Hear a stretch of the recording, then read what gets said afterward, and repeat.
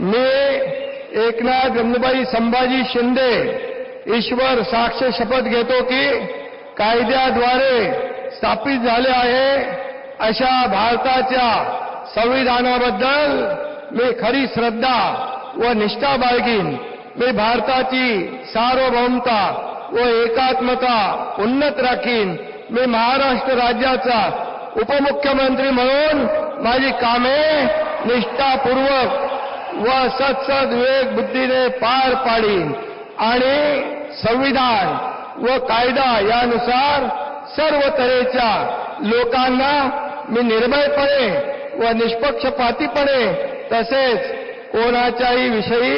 ममत्वभाव किंवा आकस न बाळगता न्याय्य वागणूक देईन. मी एकनाथ गंगूबाई संभाजी शिंदे